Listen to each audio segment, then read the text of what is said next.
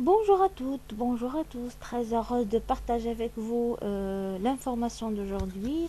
Je viens pour enchaîner ce que j'ai commencé avec le langage SQL. J'espère bien sûr que les informations que j'ai partagées sont très claires. Cette fois-ci, je viens pour vous expliquer comment ajouter une colonne dans une table, bien sûr, en utilisant la requête SQL. Aussi, comment supprimer une colonne dans la table SQL. Alors, avant de vous faire la démonstration sous le SGBD euh, Access, je vous montre la syntaxe. Donc, la syntaxe pour ajouter une colonne, il faut juste utiliser la syntaxe suivante, c'est alter table, c'est-à-dire modifier la table.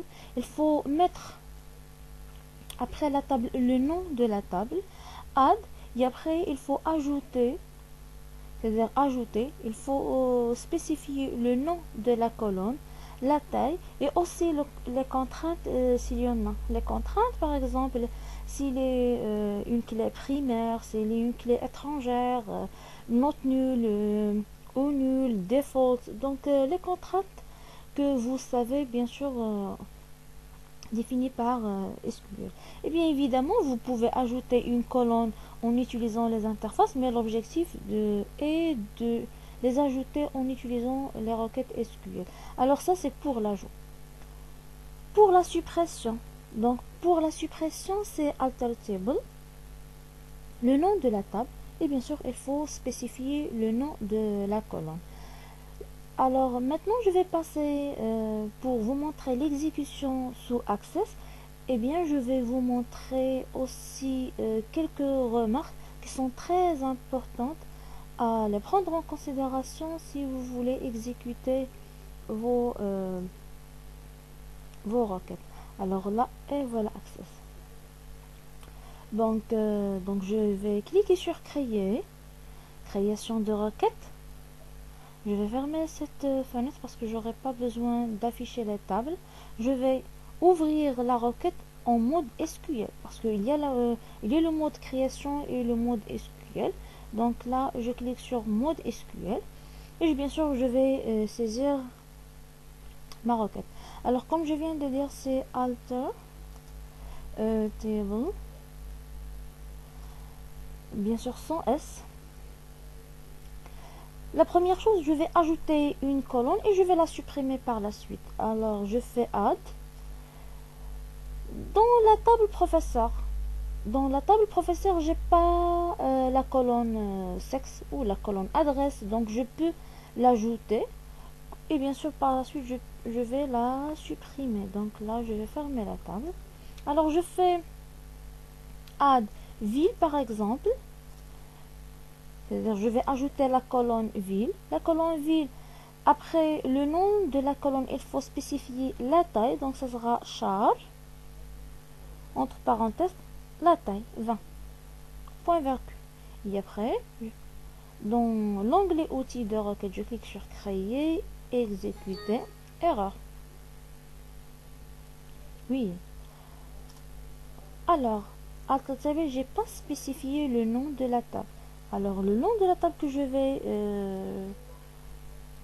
vais changer, c'est la table professeur.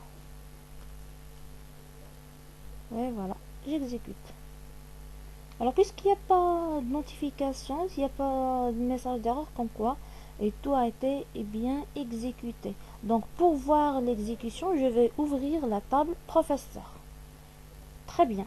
Voilà, la colonne ville est bien ajoutée. Maintenant, je vais revenir à ma requête. Je vais enregistrer cette requête. Bien sûr, si je l'aurai besoin par la suite, je clique sur Entrée, le bouton droit, Enregistrer, et là, je fais Ajouter colonne. Voilà, colonne avec un seul N. Voilà. Bon, maintenant, si je veux supprimer une colonne, donc là, je clique Créer, création de requête, je vais fermer cette fenêtre, je vais l'afficher en mode SQL. Donc voilà mode SQL. Alors toujours même syntaxe alter table. Maintenant je vais pas oublier le nom de la table, c'est la table professeur. Maintenant je dois supprimer la colonne que je viens d'ajouter. Ou vous pouvez bien sûr supprimer n'importe quelle colonne. Là je fais drop. Tout simplement le nom de la colonne à supprimer. Bon, j'ai ajouté ville, je veux la supprimer. Point virgule à la fin. Je tire votre attention, c'est que la table professeur est ouverte. Et quand même, je vais exécuter et vous allez voir un message d'erreur. Alors, le message d'erreur, c'est que la table professeur, elle est déjà utilisée. Donc, il ne peut pas supprimer la colonne ville, sachant que la table professeur est en cours d'utilisation. Alors, pour exécuter la requête, je dois fermer la table professeur. Donc, je clique sur fermer. Maintenant, je peux supprimer la colonne. Et voilà. Donc, puisqu'il n'y a pas de message d'erreur, automatiquement, et la colonne est bien supprimée. Donc, je vais ouvrir et voilà. La colonne a été bien supprimée.